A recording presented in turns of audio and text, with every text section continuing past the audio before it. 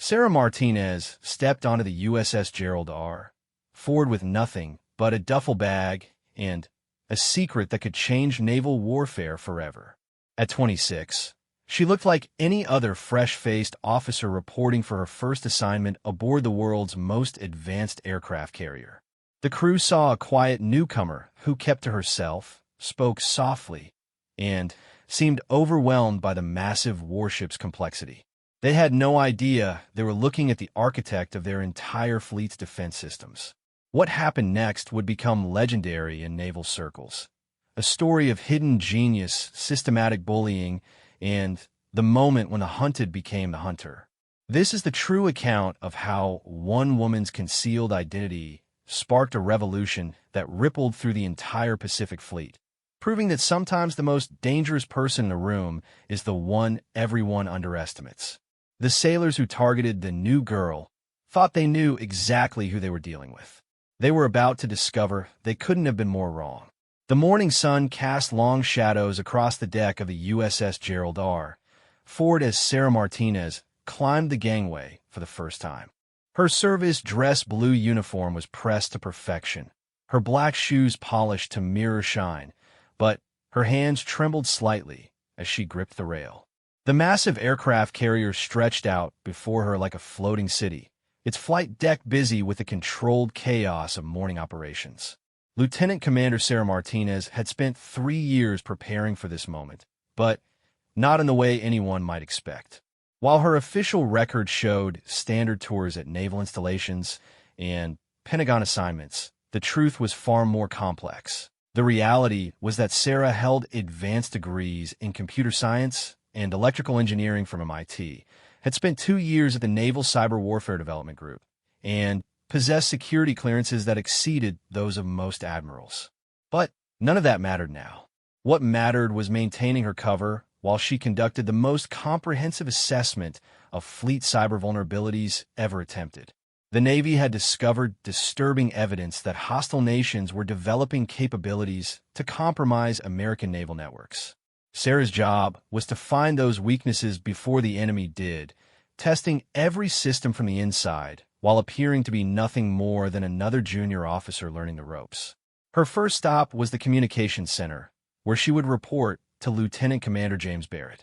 The corridors of the Ford were bustling with sailors going about their morning duties, and Sarah observed everything with the trained eye of someone who understood that every computer terminal, every network connection, every digital display represented a potential entry point for sophisticated adversaries.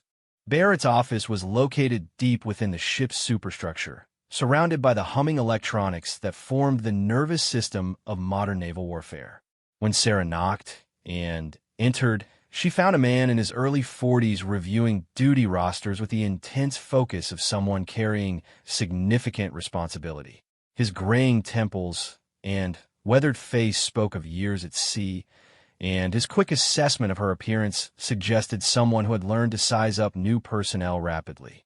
"Lieutenant Commander Martinez, I presume," Barrett said, standing to shake her hand. His grip was firm, but not aggressive, professional rather than welcoming. "Welcome aboard the Ford. I trust your journey from Norfolk was uneventful." "Yes, sir," Sarah replied, keeping her voice steady despite the nervous energy coursing through her. "Thank you for the welcome. I'm ready to get started and contribute to the team."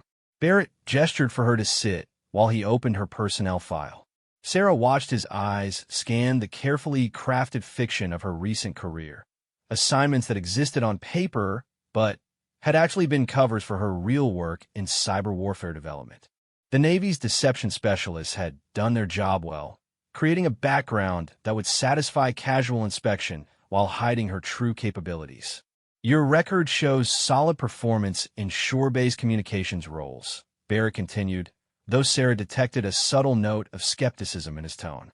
"The Ford operates at a different level of complexity than what you're used to. We manage communications for the entire carrier strike group, coordinate with multiple aircraft squadrons, and maintain connection with fleet command across thousands of miles of ocean. It's not desk work." The implied criticism was clear, and Sarah recognized the first test of her cover identity. Barrett was probing to see how she would respond to the suggestion that she might be out of her depth. Her real training told her that she probably understood the ship's communication systems better than anyone aboard, but her cover identity required her to project uncertainty and eagerness to learn. "Understand, sir," she said, allowing a slight note of nervousness to creep into her voice. "I know I have a lot to learn about shipboard operations. I'm hoping to absorb as much knowledge as possible from the experienced personnel here." Barrett nodded, seemingly satisfied with her deferential response. He outlined her initial duties, which would involve monitoring routine communications traffic and learning the various systems under the supervision of more experienced operators. As he spoke, Sarah memorized every detail about the equipment configurations and network architectures he described, already beginning to map the systems she would need to assess. When the briefing concluded, Barrett assigned her to Chief Petty Officer Michael Torres, a communications specialist with 15 years of experience who would serve as her initial guide and supervisor. Torres was waiting outside Barrett's office, and Sarah immediately sensed a different energy from him. Less formal than Barrett, but with the confident bearing of someone who knew his job inside and out. "So, you're the new officer," Torres said as they walked toward the main communications workspace. "Fair warning, ma'am. This isn't the Pentagon. We do real work here, and if you can't keep up, people notice fast." Sarah recognized the challenge in his words, but also detected something else, a genuine pride in his work and his ship. Torres wasn't trying to intimidate her out of malice. He was protecting something he cared about from someone he assumed couldn't measure up to its standards. The communications center itself was a marvel of technological integration, with dozens of workstations monitoring everything from satellite links to encrypted radio networks. Sailors moved between stations with practiced efficiency, their conversations mixing technical jargon with the casual banter of people who worked closely together under pressure. Sarah observed it all, while projecting the wide-eyed attention of someone seeing such complexity for the first time. Torres introduced her to the various team members, and Sarah immediately noticed the subtle dynamics at play. Some sailors welcomed her with polite professionalism, while others exchanged glances that suggested skepticism about another Pentagon princess coming to play sailor. She filed away these impressions, knowing that her success would depend partly on navigating these social currents while maintaining her cover. Her first assignment was monitoring routine message traffic between the carrier and its escort ships. The work appeared mundane on the surface, but Sarah's trained eye immediately began identifying the patterns and protocols that govern fleet communications. Every message header, every routing protocol, every encryption standard provided clues about the system she would need to penetrate and test. As she worked, Sarah became aware of conversations around her that revealed more about the ship's culture and her place in it. Several sailors made comments clearly intended for her to overhear. Remarks about officers who thought they could learn in a few weeks what had taken others years to master, or observations about people who looked good on paper, but couldn't handle real responsibility. The comments stung more than Sarah had expected, partly because she couldn't defend herself without compromising her mission. These sailors had earned their expertise through years of dedicated service, and their skepticism about outsiders was understandable. But their assumption that she was just another privileged officer playing at being a sailor created a cognitive dissonance that she struggled to process. During her lunch break, Sarah found herself sitting alone in the officers' mess, picking at her food while replaying the morning's interactions. The isolation was intentional. Her cover required her to appear somewhat overwhelmed and uncertain, but it was more emotionally challenging than she had anticipated. She was surrounded by some of the most sophisticated military technology in the world, technology that she had helped design and improve, yet she had to pretend to be intimidated by it. The afternoon brought her first real test when Torres assigned her to assist with a routine communications check involving the ship's satellite systems. The procedure required coordinating with multiple stations while maintaining specific protocol sequences, and Torres clearly expected her to struggle with the complexity. Sarah found herself in an impossible position. Her real knowledge would have allowed her to optimize the entire process and identify several efficiency improvements, but her cover identity required her to appear confused and dependent on guidance. She forced herself to ask basic questions about procedures she could have performed in her sleep, accepting Torres's patient explanations with feigned gratitude. But as the day progressed, small cracks began to appear in her performance. When Torres mentioned a specific technical specification, Sarah automatically provided the correct response before catching herself. When a junior sailor made an error in a procedure, Sarah instinctively moved to correct it before remembering her role. Each slip was minor, but she worried that observant personnel might begin to notice inconsistencies. The real challenge came when the ship's primary communication satellite experienced a brief connectivity issue. The problem was minor, a routine glitch that should have resolved itself within minutes. But Sarah could see immediately that the automated recovery protocol was inefficient and could be improved with a simple configuration adjustment. She watched in frustration as Torres and his team worked through their standard troubleshooting procedures, following protocols that would eventually solve the problem, but at unnecessary cost in time and resources.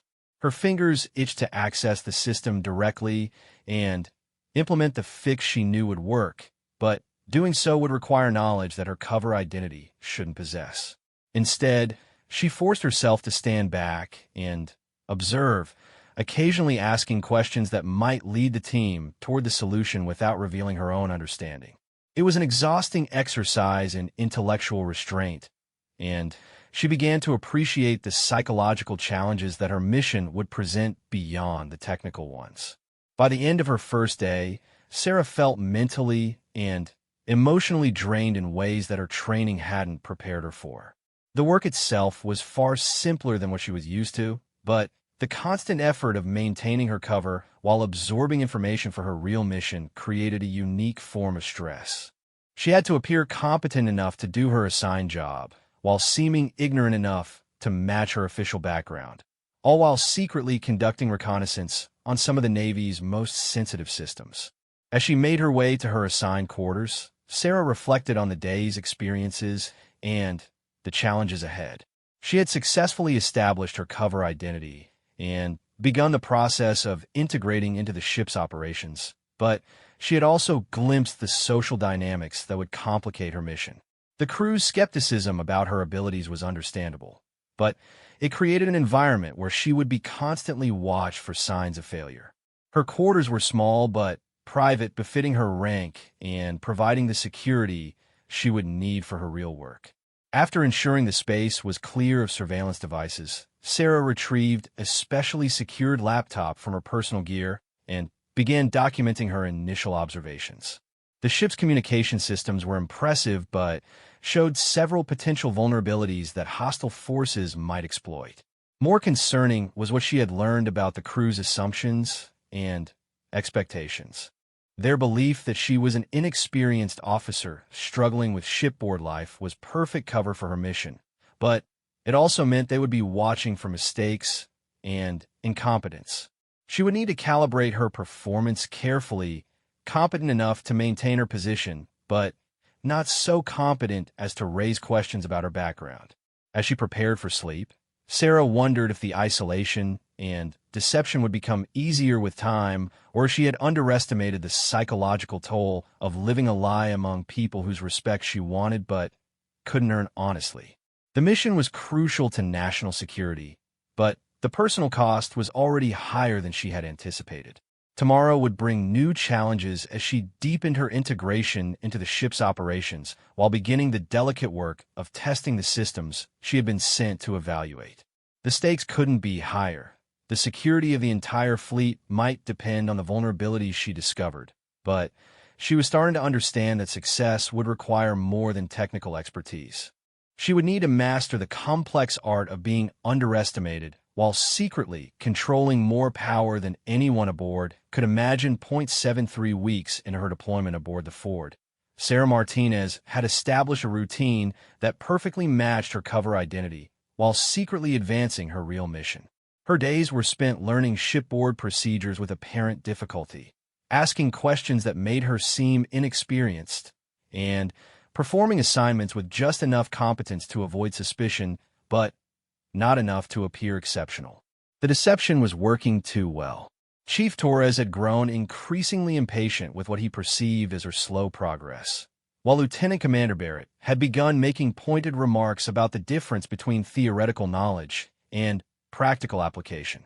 Several junior sailors had started making jokes about the lost lieutenant, who needed help finding her way around the ship after 3 weeks aboard.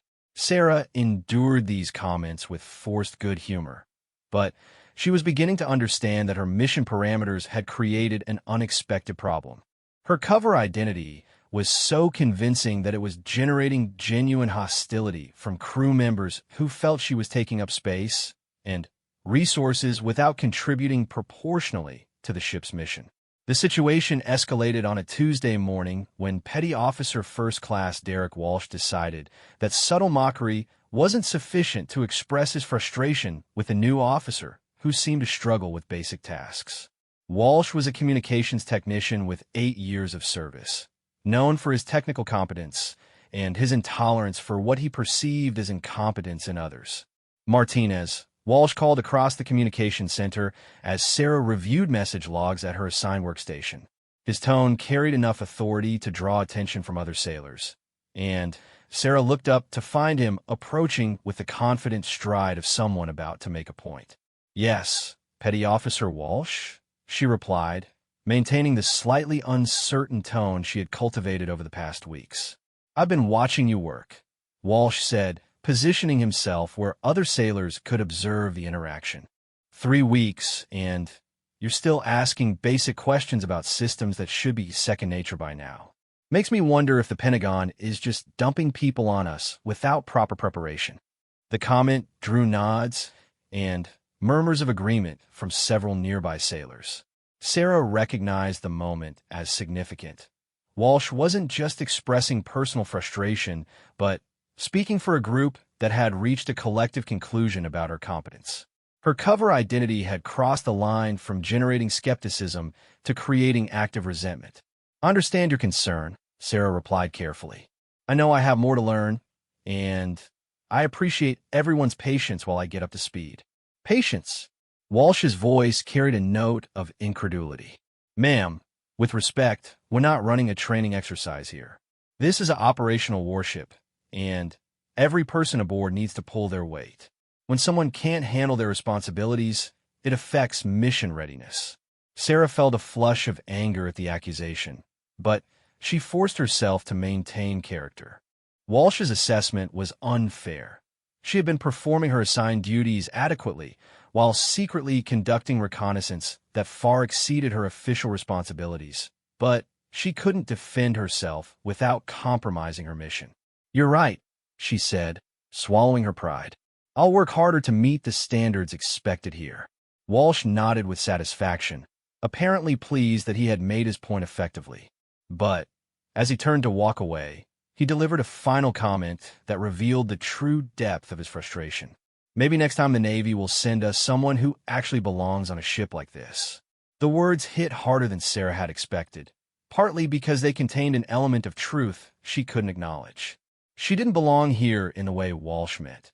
She was an infiltrator operating under false pretenses, taking a position that might have gone to someone who would have approached it with genuine enthusiasm and transparency. But Walsh's comment also revealed something dangerous. His criticism was moving beyond professional assessment toward personal attack, and Sarah recognized the signs of a situation that could escalate beyond mere skepticism.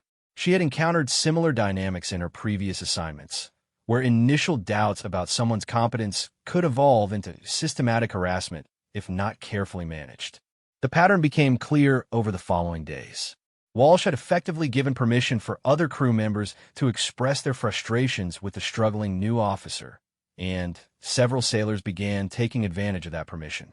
Comments became more frequent and less subtle. Jokes became more pointed, and Sarah found herself increasingly isolated from the informal social networks that made shipboard life tolerable. Petty Officer Second Class Jennifer Hayes, a radar operator with 6 years of service, began making loud observations about officers who couldn't find their way around the ship without help. Seaman Marcus Johnson started timing Sarah's responses to routine questions and making exaggerated expressions of surprise when she needed clarification. Even some of the more senior petty officers began treating her with barely concealed impatience, as if her presence was an unwelcome burden they were forced to endure. Sarah documented each incident in her encrypted mission logs, not because they affected her ability to complete her assignment, but because they represented a security risk she hadn't anticipated. The crew's hostility was making her more visible rather than less, drawing attention to her activities in ways that could complicate her reconnaissance work. More concerning was the psychological toll of the constant criticism. Sarah had trained extensively for the technical aspects of her mission and had prepared for the possibility of discovery by hostile forces, but she hadn't adequately prepared for the emotional impact of being systematically undermined by the people she was secretly protecting. The situation reached a new level when Walsh decided that public criticism wasn't sufficient and began actively sabotaging Sarah's work assignments. He volunteered to review her message logs, then submitted reports to Torres highlighting minor errors that he claimed indicated fundamental misunderstanding of procedures. He offered to mentor her through complex tasks, then provided guidance that was technically correct but deliberately inefficient, making her appear slow and confused. Sarah recognized Walsh's tactics as sophisticated bullying disguised as professional concern. He was using his position and experience to systematically undermine her credibility while maintaining plausible deniability about his intentions.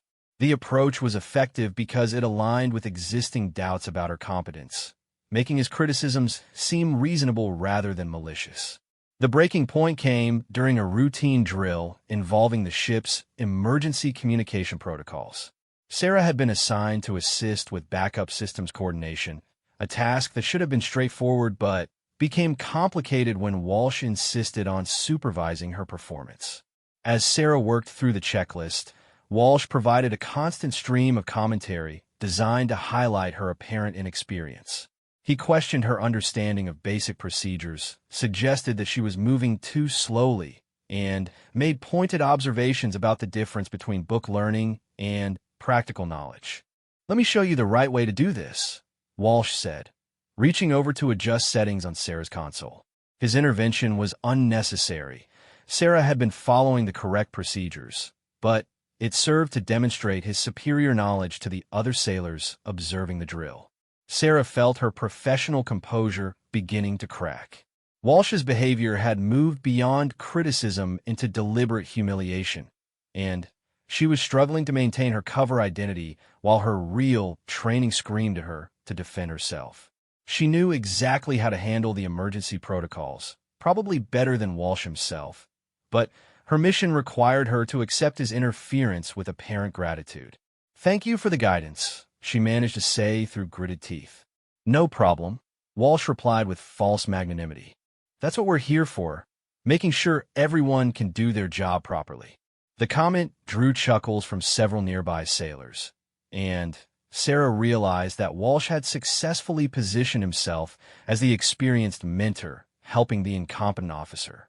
The dynamic was exactly backwards from reality, but her cover made it impossible to correct the misperception without exposing her true capabilities. After the drill concluded, Chief Torres approached Sarah with an expression of barely controlled frustration. The exercise had taken longer than usual, partly because of Walsh's interventions, and Torres clearly blamed Sarah's supposed inexperience for the delays.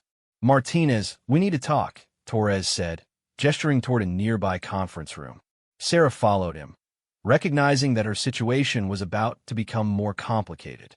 Torres had been patient with her apparent learning curve, but the combination of Walsh's criticism and the drill delays had pushed him past his tolerance threshold. Once they were alone, Torres closed the door and turned to face her with the serious expression of someone about to deliver difficult feedback. "Listen, ma'am," he began, "I've been doing this for 15 years, and I've worked with a lot of new officers. Usually, by this point, they're starting to hit their stride. But You seem to be struggling with basics that should be routine by now. Sarah forced herself to appear receptive to criticism, while internally noting the irony of being lectured about competence by someone whose understanding of the ship systems was elementary compared to her real knowledge. I know I'm behind where I should be, she replied. I'm working hard to improve. Working hard isn't enough, Torres continued. This is a carrier strike group, not a training command. Every person aboard needs to be capable of handling their responsibilities under pressure. When someone can't keep up, it affects everyone's safety and mission effectiveness. The implicit threat was clear. If she didn't improve rapidly, Torres would recommend her removal from the position.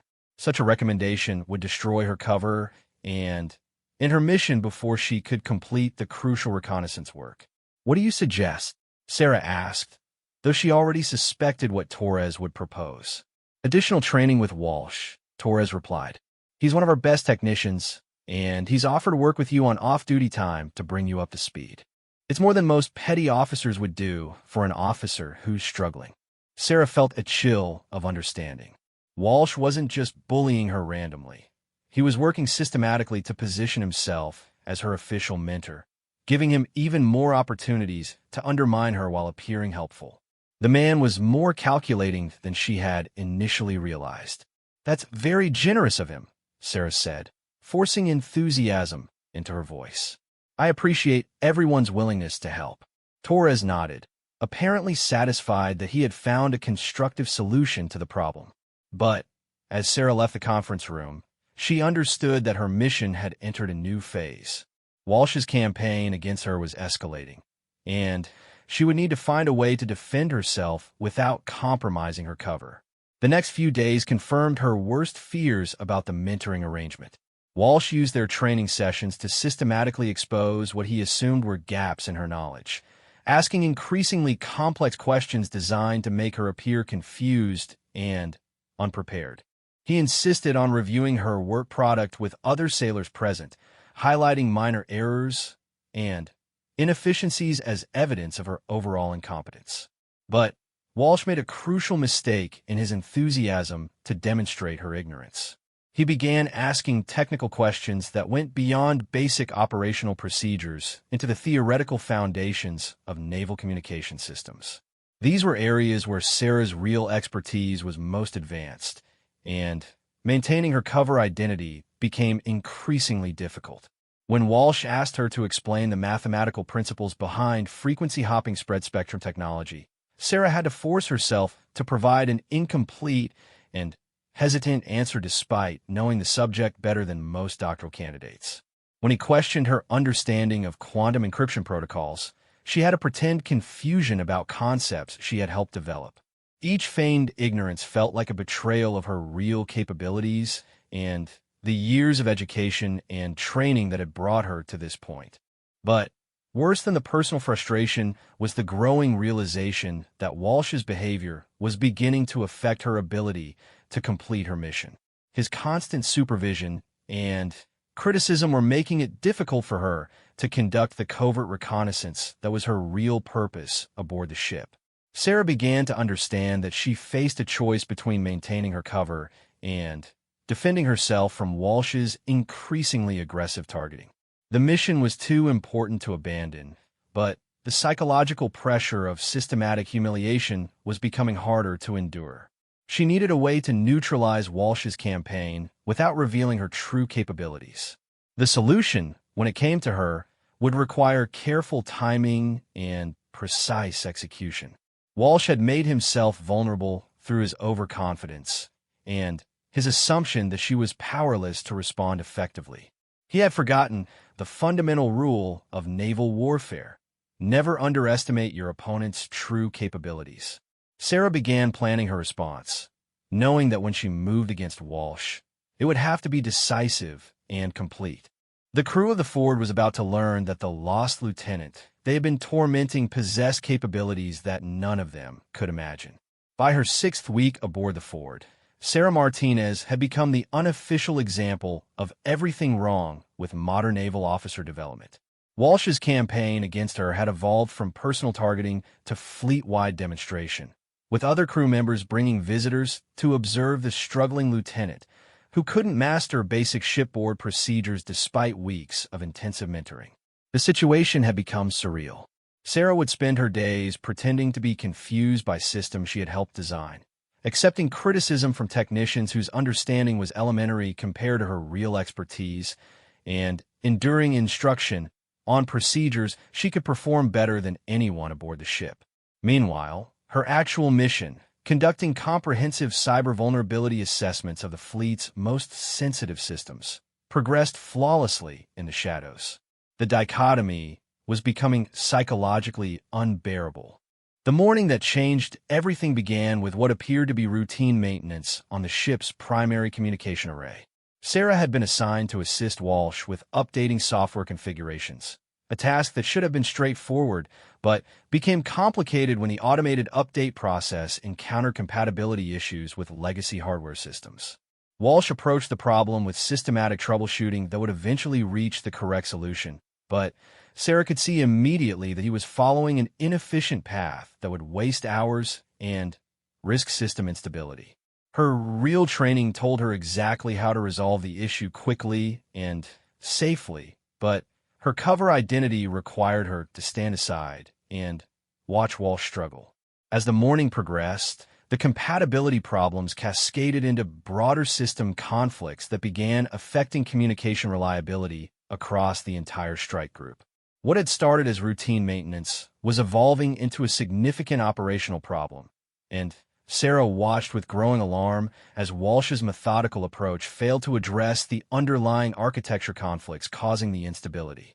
Other technicians were called in to assist, including Chief Torres and specialists from various departments, but none of them possessed the deep understanding of system integration that would be required to resolve the crisis quickly. Sarah found herself in the impossible position of watching a mission-critical system failure that she could fix in minutes, while being powerless to act without exposing her true capabilities. The situation deteriorated further when Lieutenant Commander Barrett arrived to assess the problem personally. Barrett's technical knowledge was limited, but his understanding of operational requirements was sophisticated, and he immediately grasped the implications of communication system instability during ongoing fleet operations. "How long until we have full functionality restored?" Barrett asked Walsh, his tone carrying the controlled urgency of someone managing a developing crisis. "Working through the troubleshooting matrix systematically, sir," Walsh replied with confidence that Sarah knew was misplaced. "Should have the primary array restored within 6 hours, assuming no additional compatibility conflicts." Sarah bit back a response that would have corrected Walsh's timeline and approach.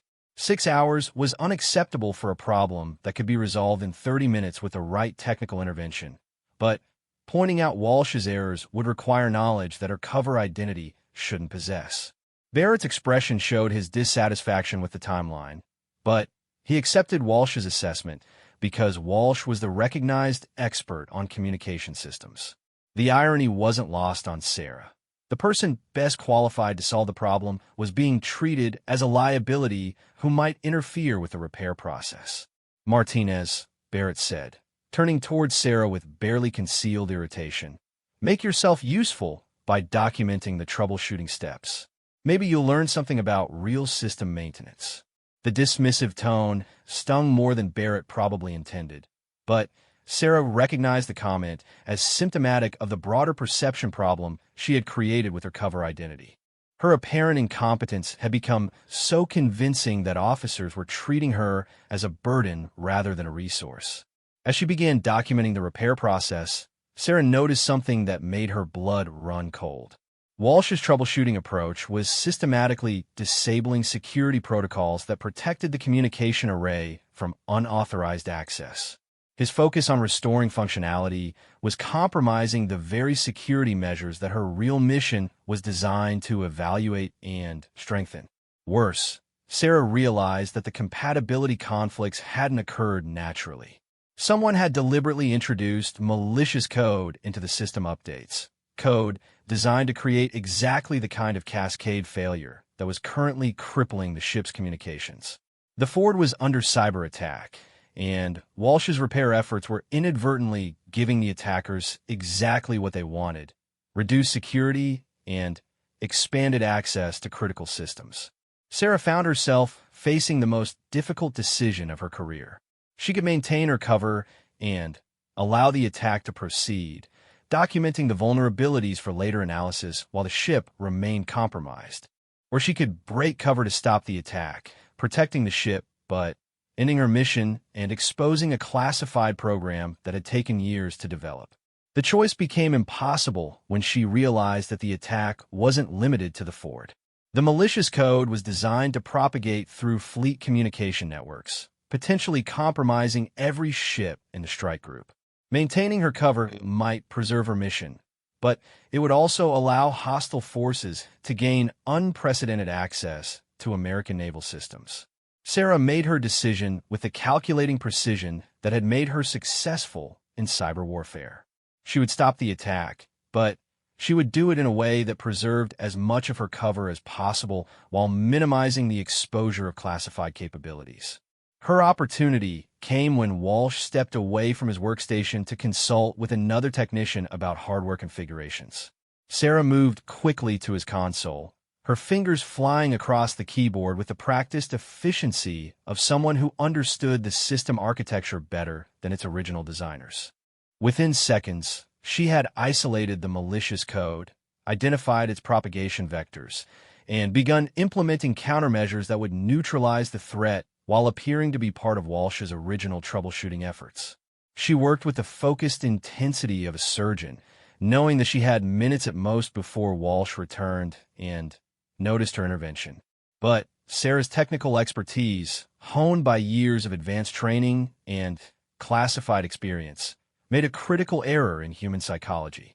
Her repair work was too efficient, too precise, too obviously the product of knowledge that exceeded anything her cover identity should possess. Anyone with technical competence who examined her work would immediately realize that it came from someone with advanced cyber warfare training.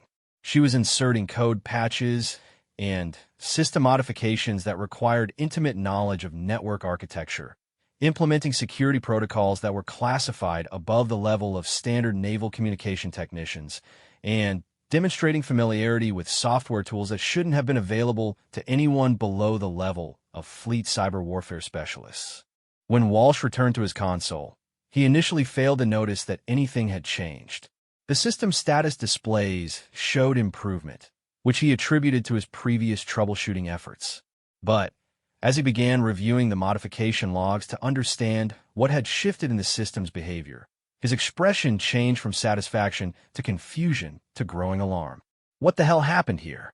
Walsh muttered, scrolling through technical logs that showed modifications he hadn't made using methods he didn't recognize. Sarah forced herself to maintain the appearance of documenting routine procedures, while internally preparing for the moment when Walsh would realize that someone had intervened in his repair work with capabilities that far exceeded standard training. She had successfully neutralized the cyber attack and protected the fleet, but she had also created evidence that would be impossible to explain within her cover identity. Torres approached Walsh's station, drawn by the petty officer's obvious confusion and concern. "Problem, Walsh?" Torres asked. "Someone modified the system configuration," Walsh replied, his voice carrying a note of incredulity. "These aren't standard procedures. This looks like advanced network engineering, maybe even classified modification protocols." Sarah felt her heart rate increase as Torres leaned over Walsh's shoulder to examine the technical logs. Both men possessed enough technical knowledge to recognize that the modifications were beyond the capability of anyone officially assigned to the communications department, and they would inevitably begin asking questions about who could have made such changes. "Could one of the IT specialists have done remote work on the system?" Torres asked. "Not without authorization and proper documentation," Walsh replied. "Besides, this isn't standard IT work. Someone with serious cyber warfare training did this."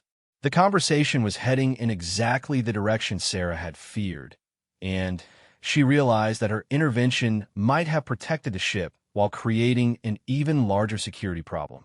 If Torres and Walsh began investigating unauthorized system modifications, they would eventually discover evidence that could expose her real mission and compromise the entire classified program. But before the investigation could develop further, Lieutenant Commander Barrett's voice cut across the communications center with the authority of someone delivering urgent orders. "All hands, listen up," Barrett announced. "I've just received confirmation from Fleet Command that multiple ships in the strike group were targeted by coordinated cyber attacks this morning. The Ford successfully repelled the attack, apparently due to superior defensive measures and rapid response protocols." Sarah felt a wave of relief mixed with new anxiety. Fleet Command had recognized the cyber attack and was attributing its failure to the Ford's defensive capabilities, which provided cover for her intervention. But Barrett's announcement would also intensify scrutiny of exactly how the ship had managed to repel an attack that had compromised other vessels. "Walsh, Torres," Barrett continued, "I want a full technical briefing on how your department managed to neutralize the attack so effectively. Fleet Command wants to understand our procedures so they can be implemented across the entire Navy." Sarah watched Walsh and Torres exchange glances that revealed their growing realization that something extraordinary had occurred. They knew that their standard procedures hadn't been sufficient to repel a sophisticated cyber attack, which meant someone aboard the Ford possessed capabilities that weren't reflected in official personnel records. The investigation that followed would be thorough and systematic, conducted by people who understood technology well enough to recognize that the defensive measures had come from someone with advanced training. Sarah's intervention had saved the ship and the fleet, but it had also started a chain of inquiry that would inevitably lead back to her. As Barrett moved away to coordinate with other departments, Walsh turned to Sarah with an expression that had shifted from dismissive contempt to calculating suspicion. "Martinez," he said quietly, "where exactly were you during the height of the system problems?" The question was casual in tone, but loaded with implication.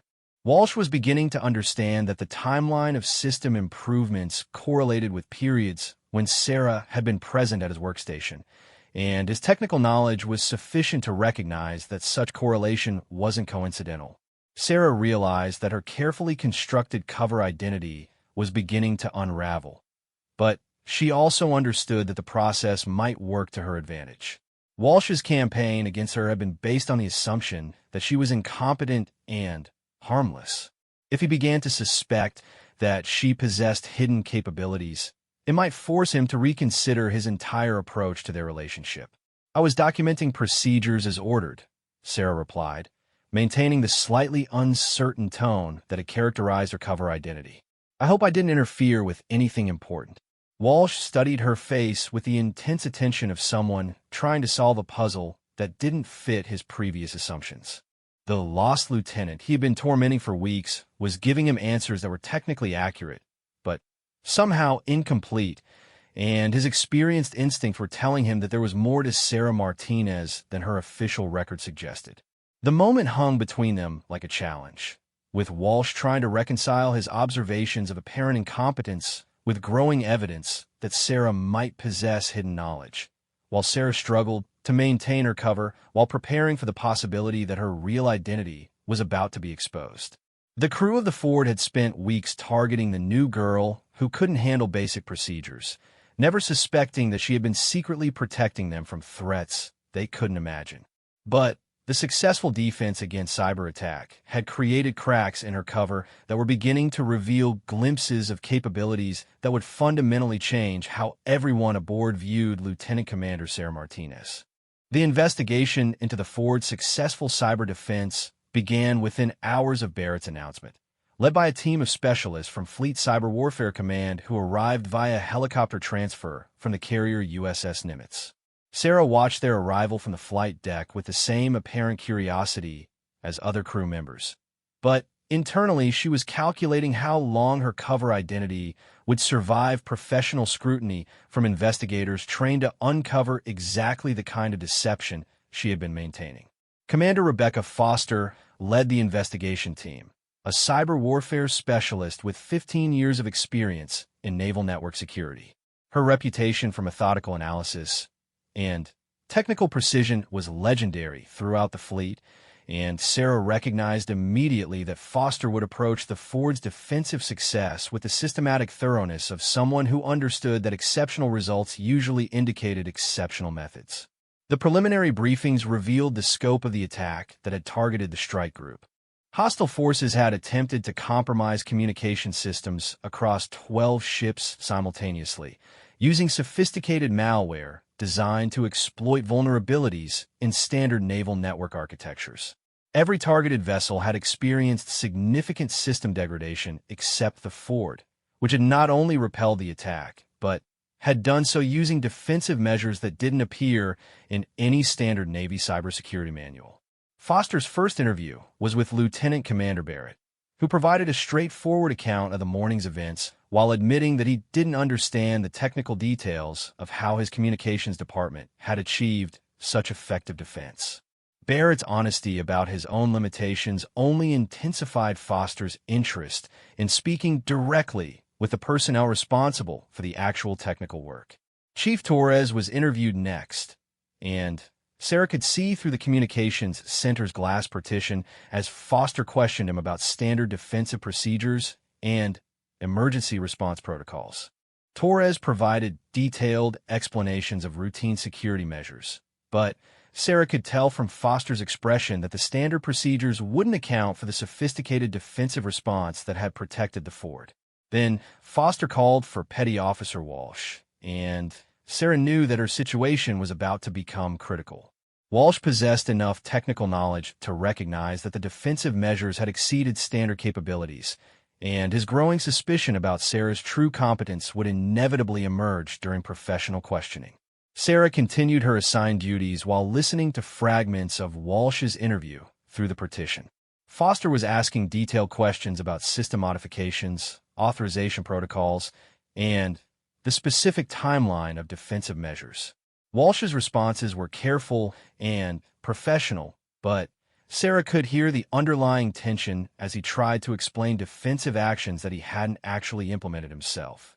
The breakthrough came when Foster asked Walsh to demonstrate exactly how he had neutralized the malicious code. Walsh moved to his workstation with Foster observing and began replicating the troubleshooting steps he had taken during the attack. But as he worked through the procedures, both he and Foster could see that his standard methods wouldn't have been sufficient to achieve the results documented in the system logs. Petty Officer Walsh, Foster said with the controlled patience of someone reaching an important conclusion, the defensive measures logged in your system show implementation of countermeasures that aren't part of standard naval cybersecurity training. Can you explain how you acquired knowledge of these techniques? Walsh paused in his demonstration, and Sarah could see the moment when he made the decision that would change everything. He turned to look directly at Sarah through the partition, his eyes carrying the weight of suspicion that had been building for days. "Ma'am," Walsh said to Foster, "I think you need to speak with Lieutenant Commander Martinez. There are some inconsistencies in the timeline that might be relevant to your investigation." Sarah felt the familiar surge of adrenaline that accompanied moments of operational crisis, but she forced herself to maintain the appearance of routine work while preparing mentally for interrogation by someone trained to uncover classified operations. Her cover identity had survived weeks of casual scrutiny, but it was about to face professional analysis by an expert in the field she had been secretly operating within. Foster's approach was methodical and non-threatening, beginning with routine questions about Sarah's background and training before gradually focusing on the specific events of the morning attack. Sarah provided answers that were technically accurate but carefully incomplete, maintaining her cover identity while avoiding direct lies that could be easily disproven. "Your personnel record shows extensive Pentagon experience in communication systems coordination," Foster observed. "That's valuable background for someone assigned to carrier operations." Sarah recognized the subtle probing and responded with appropriate modesty. "I learn a lot during my shore assignments, but shipboard operations are quite different from anything I experienced in Washington." Foster nodded and continued reviewing Sarah's file, but her next question revealed the sophistication of her analytical approach. I noticed that your recent fitness reports consistently mention your technical aptitude and problem-solving abilities, but several crew members have suggested that you've struggled with basic procedures since arriving aboard the Ford. How would you account for that discrepancy? The theoretical knowledge from my Pentagon assignments doesn't always translate directly to practical applications in a shipboard environment. Foster accepted the explanation with professional neutrality, but Sarah could see that she remained skeptical. The interview continued with increasingly specific questions about Sarah's activities during the cyber attack, her familiarity with various technical procedures, and her observations about the defensive measures that had protected the ship. The critical moment came when Foster asked Sarah to demonstrate her understanding of the communication system configurations that had been modified during the attack. Sarah faced the same impossible choice she had confronted during the actual incident. She could maintain her cover by appearing ignorant, or she could reveal knowledge that would expose her true capabilities. But Foster had structured the demonstration cleverly, asking Sarah to explain system modifications while Walsh observed and provided technical commentary. Any significant discrepancy between Sarah's stated understanding and the sophistication of the actual defensive measures would be immediately apparent to both investigators. Sarah made a calculated decision to reveal partial knowledge while maintaining the fiction of her cover identity. She provided explanations that showed greater technical understanding than her previous performance had suggested, while stopping short of demonstrating the advanced expertise that would indicate specialized training. "I've been studying the systems intensively since the incident," she explained when Foster questioned her improved understanding. "It was a wake-up call about how much I still needed to learn." The explanation was plausible, but not entirely convincing, and Sarah could see that Foster was beginning to develop a theory about what had actually occurred during the cyber attack. The investigation was approaching the point where Sarah would need to choose between maintaining her cover and providing the cooperation that Foster required to complete her analysis. The situation escalated when Foster requested access to Sarah's personal devices and communication records as part of the comprehensive security review. Such access would reveal encrypted files and communication protocols that were incompatible with her cover identity, effectively ending any possibility of maintaining her deception. Sarah realized that she had reached the moment her training had prepared her for, but hoped she would never face, the point where mission security and personal security came into direct conflict. Foster's investigation was thorough and professional, but it was also systematically dismantling the carefully constructed fiction that protected Sarah's real mission. But before Sarah could formulate a response to Foster's request, an urgent message arrived from Fleet Command that changed the entire dynamic of the investigation. The cyber attack on the strike group had been traced to a hostile nation's cyber warfare unit, and intelligence indicated that additional attacks were planned against American naval forces throughout the Pacific. Foster read the message with growing concern, then looked up at Sarah and Walsh with a new urgency in her expression. "The situation has changed," Foster announced. "This investigation is now classified at the highest levels, and Fleet Command is requesting immediate implementation of the Ford's defensive measures across all naval vessels. I need to understand exactly how these defenses were developed and implemented, regardless of classification levels or personnel concerns." Sarah understood that Foster was offering her an opportunity to provide honest explanation without compromising operational security. But the offer also carried an implicit threat. If Sarah continued to maintain her cover identity, Foster would pursue other investigative methods that might expose even more sensitive information. The moment had arrived when Sarah needed to make the decision that would define the remainder of her mission and potentially her entire career. She could maintain her cover and face the consequences of professional investigation, or she could trust Foster with enough truth to satisfy the immediate security requirements while preserving the larger classified program. Walsh watched the exchange with growing realization that he had been witnessing something far more complex than simple officer incompetence. His campaign against Sarah had been based on assumptions that were proving fundamentally incorrect, and The implications of that realization were beginning to change his entire understanding of the situation. "Commander Foster," Sarah said carefully, "I think there are some aspects of this situation that would be better discussed in a secure environment with appropriate clearance verification." Foster's expression showed that she had been expecting exactly this response. She nodded and began making arrangements for a classified briefing that would allow Sarah to provide the explanations needed to protect both the fleet and the sensitive program that had made the Ford's defense possible. As the investigation moved into classified channels, Sarah reflected on the irony of her situation. Walsh's systematic targeting and Foster's professional scrutiny had forced her to reveal capabilities that she had been successfully hiding from hostile nations for months. But the revelation was occurring in the context of protecting American forces rather than compromising them. The crew of the Ford was about to learn that the struggling lieutenant they had been tormenting possessed knowledge and capabilities that were critical to national security. But the revelation would also fundamentally change the dynamics of every relationship Sarah had built aboard the ship. Her cover identity had protected her mission, but it had also isolated her from the people whose respect and trust she had wanted to earn honestly. The next phase of her assignment would require her to operate without the protection of deception, facing both the opportunities and the challenges of being recognized for who she really was and what she was truly capable of accomplishing. The classified briefing took place in the Ford's most secure conference room, with Commander Foster, Lieutenant Commander Barrett, Chief Torres, Petty Officer Walsh, and Sarah present under strict security protocols. The room had been swept for surveillance devices and isolated from all electronic networks, creating an environment where sensitive information could be shared without risk of compromise. Sarah sat at the conference table knowing that the next hour would fundamentally change her relationship with every person aboard the ship.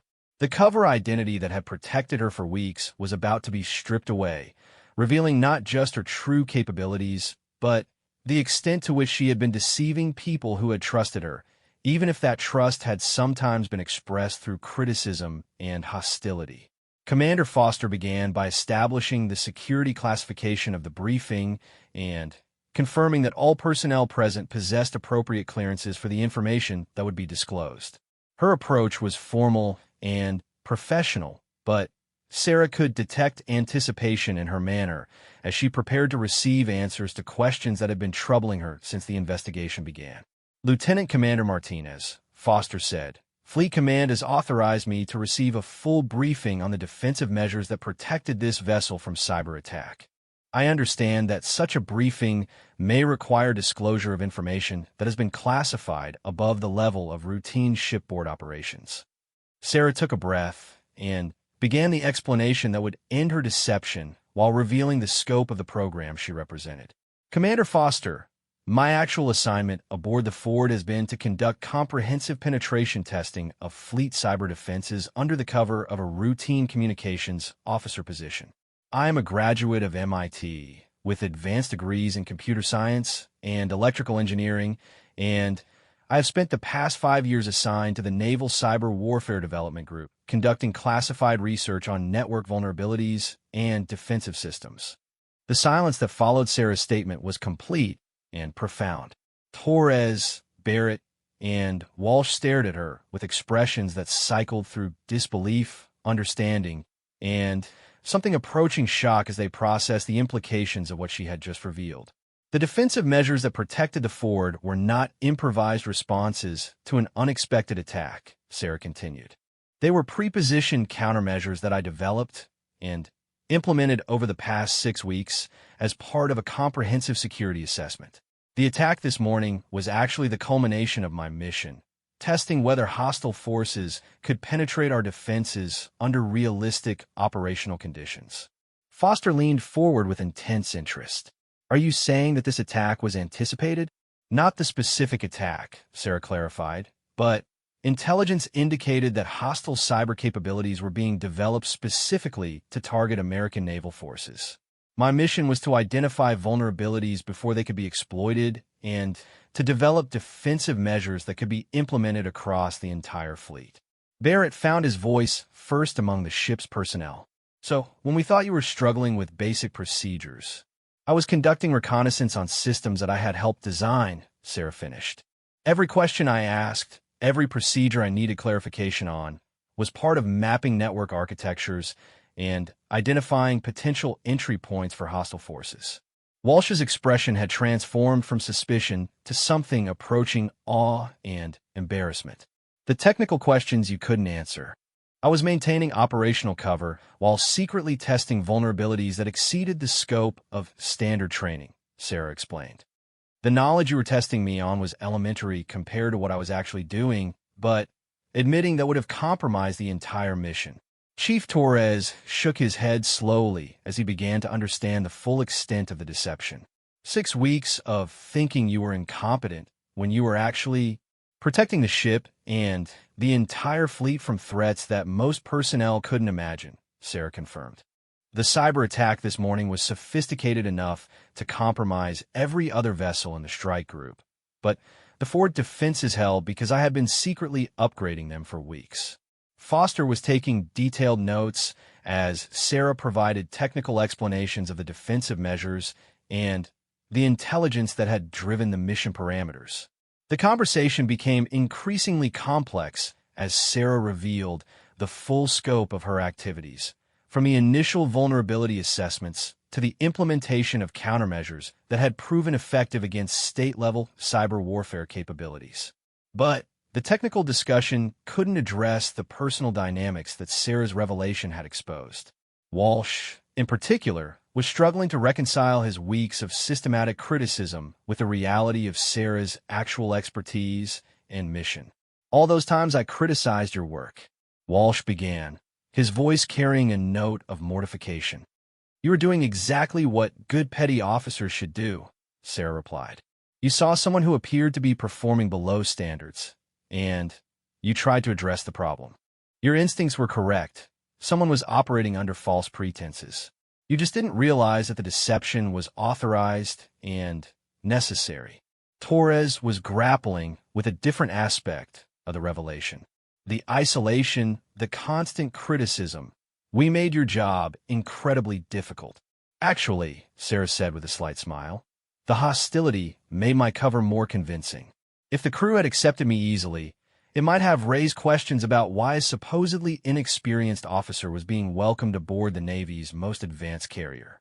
Your skepticism provided perfect cover for the reconnaissance work. Barrett was focused on the operational implications. The improvements you made to our defensive systems, are they permanent? The basic infrastructure is in place, Sarah confirmed, but maintaining effective cyber defense requires constant updating and adaptation. Hostile forces are always developing new attack methods, which means our defensive measures need to evolve continuously. Foster had been listening to the exchange with professional interest, but her next question revealed that she understood the broader significance of Sarah's mission. How many other ships are conducting similar assessments? Foster asked. That information is classified beyond the scope of this briefing, Sarah replied carefully, but I can confirm that the forward's experience will inform defensive improvements across the entire Navy. The conversation continued for another hour as Sarah provided technical details needed for fleet implementation while avoiding disclosure of information that might compromise ongoing operations elsewhere. Foster's questions were sophisticated and thorough, revealing her own advanced understanding of cyber warfare and her appreciation for the complexity of the programs Sarah represented. When the briefing concluded, the participants found themselves facing the challenge of returning to normal shipboard operations with completely altered understanding of their relationships and responsibilities. Sarah's cover identity had been necessarily destroyed, but the mission that identity had protected was far from complete. Barrett addressed the immediate practical concerns. How do we handle this with the crew? They've spent weeks believing that Lieutenant Commander Martinez was struggling with basic competence. The attack and successful defense provide perfect cover for explaining any change in perceived capabilities, Sarah suggested. The crisis forced everyone to perform at their highest level, revealing capabilities that might not have been apparent during routine operations. Foster nodded agreement. That's consistent with what Fleet Command will be announcing about the Ford's exceptional performance during the attack. The crew's perception of events can evolve naturally without requiring detailed explanations about classified programs. But Walsh raised a concern that went beyond operational security to basic human relationships. What about the personal aspect? People aboard this ship have treated you badly based on false assumptions. How do we address that? Sarah considered the question carefully before responding. The treatment I received was based on reasonable assessment of apparent evidence. No one aboard this ship owes me an apology for responding appropriately to what they observed. My job was to create that false impression, and everyone reacted exactly as professional sailors should react to apparent incompetence. Torres wasn't entirely satisfied with that explanation, but the mentoring sessions, the extra training time, the public criticism, we put you through a lot of unnecessary stress. The stress was an occupational hazard that I accepted when I took the assignment, Sarah replied. What made it bearable was knowing that the discomfort was temporary and served a larger purpose. Every criticism, every additional training session, every public moment of apparent failure contributed to maintaining cover that protected a mission critical to national security. The conversation was interrupted by an urgent message from Fleet Command requesting immediate implementation of the Ford's defensive measures across all vessels in the Pacific Fleet. The successful defense had not only validated Sarah's work, but had also demonstrated its critical importance under real combat conditions. As the briefing participants prepared to implement the new security protocols, Sarah reflected on the transformation of her situation aboard the Ford. The weeks of isolation and systematic criticism were ending, but they would be replaced by new challenges as she worked openly with personnel who now understood her true capabilities and mission. Walsh approached her privately as the meeting concluded. "Ma'am, I owe you an explanation for my behavior over the past weeks. I thought I was protecting the ship from someone who couldn't handle their responsibilities. I had no idea that." "You were protecting the ship from someone who couldn't handle their responsibilities," Sarah interrupted gently. "Your assessment was correct based on the information available to you. The fact that I was intentionally creating that impression doesn't change the validity of your response." Walsh nodded, but his expression showed that he was still processing the full implications of the revelation. "The questions I asked during mentoring sessions, you probably knew more about those systems than anyone aboard." "Knowing and demonstrating knowledge are different things," Sarah replied. "Your questions helped me understand exactly how the crew viewed the systems and procedures, which was valuable intelligence for improving security measures." Torres joined the conversation with a practical question about moving forward. "How do we work together now that everyone knows the real situation?" "The same way we worked before," Sarah answered. "Except now you could trust that I actually understand what I'm doing." The mission continues, just without the need for maintaining cover. Barrett had been observing the interactions among his personnel with the keen attention of someone responsible for unit cohesion and effectiveness. His final comment captured the complexity of the situation they all faced. "This has been the most unusual 6 weeks of my career," Barrett said. "We thought we were dealing with an inexperienced officer who needed extensive support and patience. Instead, we were working alongside one of the Navy's most advanced cyber warfare specialists who was secretly protecting us from threats we couldn't see." Sarah smiled at the irony that Barrett had identified. "From my perspective, I spent 6 weeks working with some of the Navy's most dedicated professionals who took the time and effort to help someone they thought was struggling. That level of commitment to helping others succeed is exactly what makes American naval forces effective." As the group prepared to return to their duties, Sarah understood that her mission aboard the Ford was entering a new phase. The cover identity that had protected her reconnaissance work was gone, but the relationships she had built through weeks of shared experience would now be foundation for open collaboration on the critical work of protecting American naval forces from evolving cyber threats. The crew members who had targeted the new girl for her apparent incompetence were about to discover that she possessed capabilities that would fundamentally change how the entire Navy approached cyber defense. But More importantly, they were about to learn that the person they had criticized and isolated was someone whose dedication to protecting them had never wavered, even when that protection required accepting their hostility with grace and maintaining deception that served a purpose larger than personal comfort. The Ford's successful defense against cyber attack would become a model for the entire fleet, but the human story behind that success, the sacrifice of personal relationships in service of national security, would remain classified in the memories of the few who had witnessed its development firsthand.